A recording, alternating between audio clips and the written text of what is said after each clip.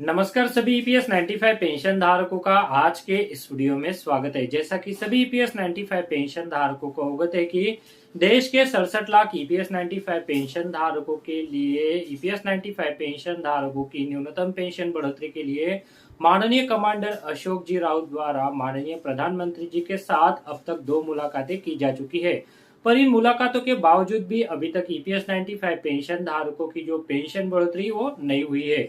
EPS 95 pension धारक demand कर रहे हैं कि उनकी न्यूनतम पेंशन को 7,500 रुपए किया जाए, उसके बाद उसे महंगाई भत्ते के साथ भी जोड़ा जाए।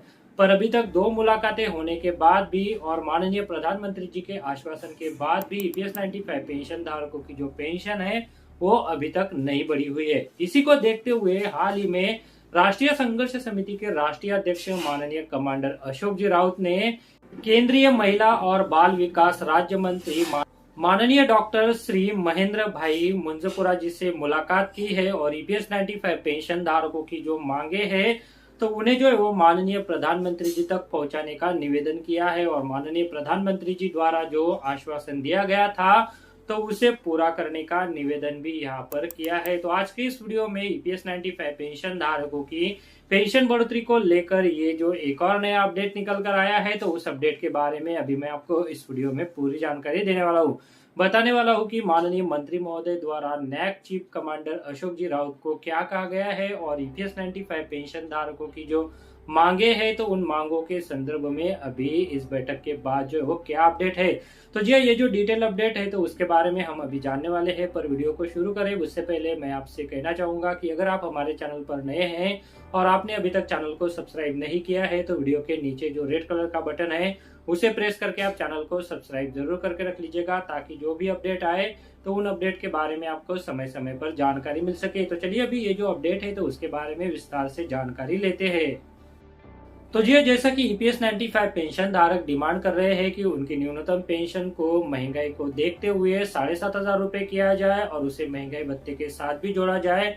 पर अभी तक ये जो मांग है वो पूरी नहीं हुई है और ईपीएस 95 पेंशनर्स बचाओ अभियान के अंतर्गत राष्ट्रीय संघर्ष समिति के राष्ट्रीय अध्यक्ष माननीय कमांडर अशोक जी राउत द्वारा केंद्रीय महिला और बाल विकास राज्य मंत्री माननीय डॉक्टर श्री महेंद्र भाई मुंजपुरा जी से मुलाकात की गई और इसमें माननीय प्रधानमंत्री जी द्वारा जो दोनों मुलाकातों में आश्वासन दिए गए हैं तो उनकी पूर्तता के लिए निवेदन दिया गया है। तो जी माननीय राष्ट्रीय संघर्ष समिति के राष्ट्रीय अध्यक्ष माननीय कमांडर अशोक जी राउत ने डॉक्टर श्री महेंद्र भाई मुंजपुरा जी से दिल्ली में मुलाकात की है। ईपीएस 95 पेंशनर्स की व्यथा विस्तार से सुनाते हुए माननीय प्रधानमंत्री जी के नाम का ज्ञापन दिया और माननीय प्रधानमंत्री जी को उनके द्वारा दिए हुए आश्वासन पूरे करने की याद दिलाने का निवेदन भी किया है। विशेषकर ईपीएस 95 पेंशनर्स बहनों के विषय में भी निवेदन किया गया। माननीय मंत्री महोदय ने पूर्ण सहयोग करने का ठोस आश्वासन दिया। माननीय मंत्री महोदय को शत नमन भी ईपीएस 95 राष्ट्रीय संघर्ष समिति द्वारा दिया गया है।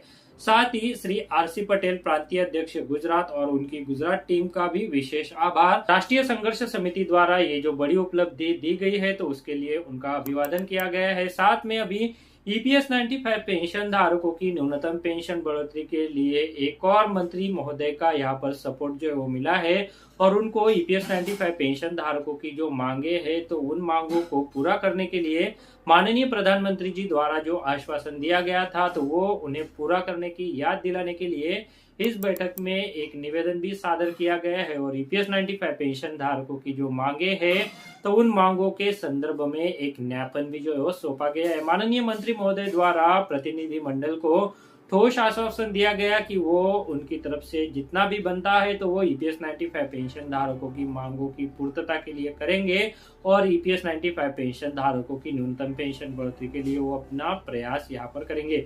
तो जी ईपीएस 95 पेंशन धारकों की पेंशन बढ़ोतरी को लेकर ये जो एक और अपडेट आया था तो उसके बारे में अभी मैंने आपको इस वीडियो में जानकारी दी।